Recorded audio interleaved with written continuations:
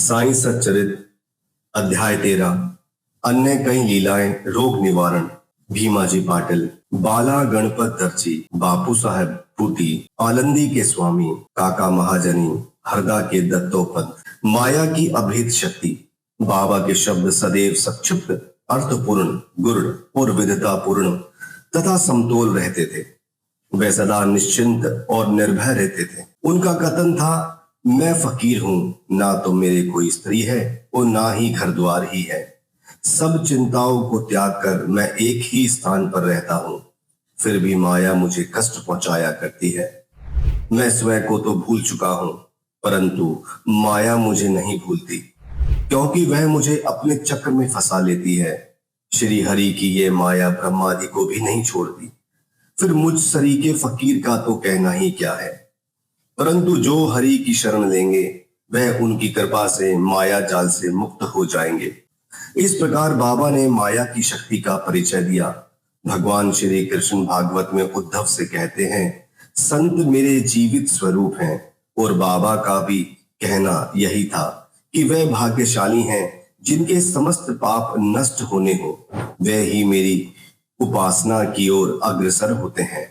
यदि तुम केवल साईं साईं का स्मरण करोगे तो मैं तुम्हें भव सागर से पार उतार दूंगा। इन शब्दों पर विश्वास करो, तुम्हें अवश्य लाभ होगा। मेरी पूजा के निमित्त कोई सामग्री या आस्तांग योग की आवश्यकता नहीं है। मैं तो भक्ति में निवास करता हूं। अब आगे देखिए कि अनाश्रितों के आश्रयदाता साईं ने भक्तों के कल्याणार्थ क्या क्या दिया। भीमाजी पाटिल। सत्य साईं व्रत। नारायण गांव, तालुका जुन्नर, जिला पूना के महानुभाव भीमाजी पाटिल को सन 1909 में वक्ष स्थल में एक भयंकर रोग हुआ, जो आगे चलकर क्षय रोग में परिणत हो गया। अनेक प्रकार की चिकित्सा की, परंतु कुछ लाभ न हुआ। अंत में हताश होकर उन्होंने भगवान से प्रार्थना की, हे नारायण, हे प्रभु, मुझ अनाथ की कुछ सहायता करो। यह तो विदित ही है कि जब हम सुखी रहते हैं तो भगवत स्मरण नहीं करते, परंतु जो ही दुर्भाग्य घेर लेता है और दुर्दिन आते हैं तभी हमें भगवान की याद आती है। इसलिए भीमा जी ने भी ईश्वर को पुकारा। उन्हें विचार आया कि क्यों ना साईं बाबा के परम भक्त श्री नाना साहब चांदुरकर से इस विषय में परामर्श लिया जाए, और इसी हेतु उन्होंने अपनी स्थिति पूर्ण विवरण सहित उनके पास लिख भेजी और उचित मार्गदर्शन के लिए प्रार्थना की। प्रत्युत्तर में श्री नाना साहब ने लिख दिया, अब तो केवल एक ही उपाय शेष है, और वह है साईं बाबा के चरण कमलों की शरणागति। नाना साहब के वचनों पर विश्वास कर उन्होंने शिरडी प्रस्थान की तैयारी की।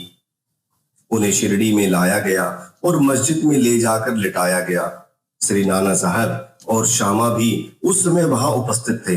बाबा बोले, यह पूर्व जन्म के बुरे कर्मों का फल ही है, इस कारण मैं इस झंझट में नहीं पड़ना चाहता।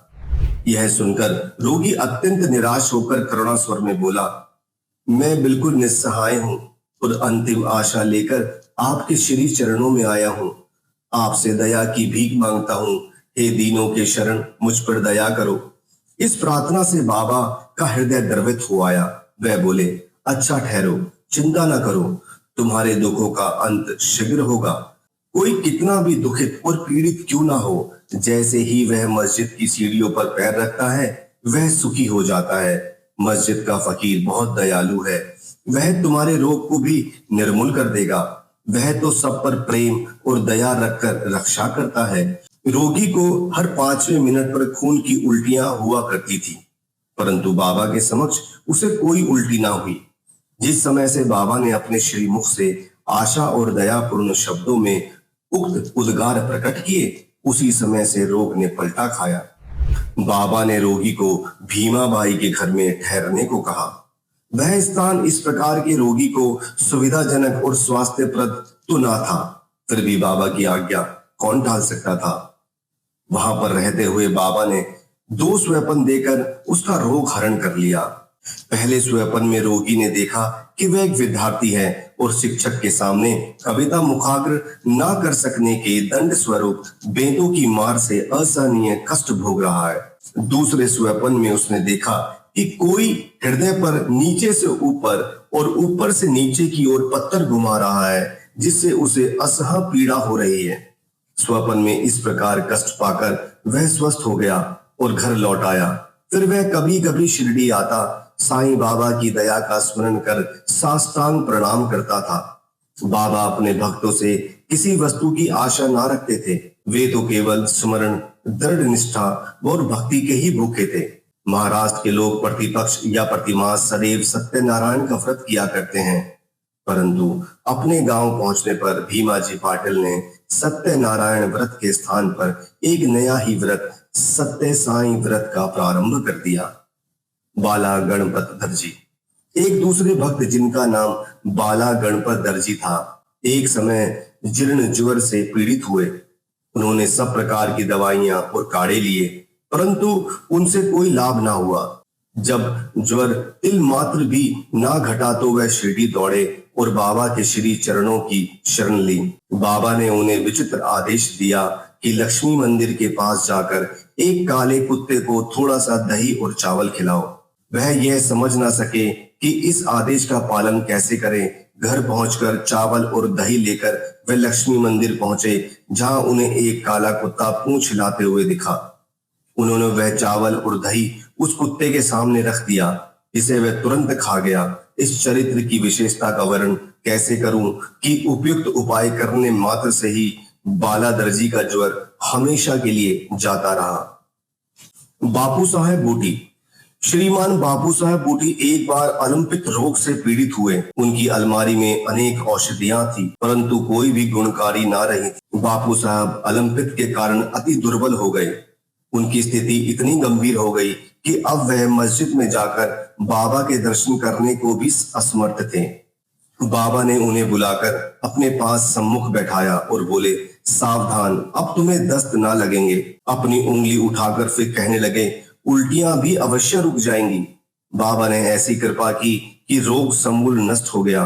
बूटी साहब पूर्ण स्वस्थ हो गए। एक अन्य अवसर पर भी वे हैजा से पीड़ित हो गए। फलस्वरूप उनकी प्यास अधिक तीव्र हो गई। डॉक्टर पिल्ले ने हर तरह के उपचार किए, परंतु उनकी स्थिति ना सुधरी। अंत में वह बाबा के पास पहुंचे और उनसे तृषा रोग निवारण की औषधि के लिए प्रार्थना की। उनकी प्रार्थना सुनकर बाबा ने उन्हें कहा, मीठे दूध में उबला हुआ बादाम, अखरोट और पिस्ते का काढ़ा पियो। दूसरा डॉक्टर या हकीम बाबा की बतलाई हुई औषधि को प्राण घातक ही समझता, परंतु बाबा की आज्ञा का पालन करने से यह रोग नाशक सिद्ध हुई और आश्चर्य की बात कि रोग समूल नष्ट हो गया। आलंदी के एक स्वामी बाबा के दर्शनार्थ शिरडी पधारे। उनके कान में असह्य पीड़ा थी, जिसके कारण उन्हें एक पल भी विश्राम करना दुष्कर था। उनकी शल्य चिकित्सा भी हो चुकी थी, फिर भी स्थिति में कोई विशेष परिवर्तन ना हुआ था। दर्द भी अधिक था। वह किंकृता विमुड़ होकर वापस लौटने के लिए बाबा से अनुमति मांगने गए। यह देखकर श्यामा ने बाबा से प्रार्थना की, स्वामी के कान में अधिक पीड़ा है, आप इन पर कृपा करो। बाबा आश्वासन देकर बोले, अल्लाह अच्छा करेगा। स्वामी जी पूना वापस लौट गए। एक सप्ताह के बाद उन्होंने शिरडी पत्र भेजा कि पीड़ा शांत हो गई है, परंतु सूजन अभी पूर्ववत है। सूजन दूर हो जाए इसके लिए शल्य चिकित्सा कराने बंबई गए हैं। शल्य चिकित्सा विशेषज्ञ सर्जन ने जांच करने के बाद कहा, शल्य चिकित्सा ऑपरेशन की कोई आवश्यकता नहीं है। बाबा के शब्दों का गुणार्थ हम निरे मूर्ख क्या समझें।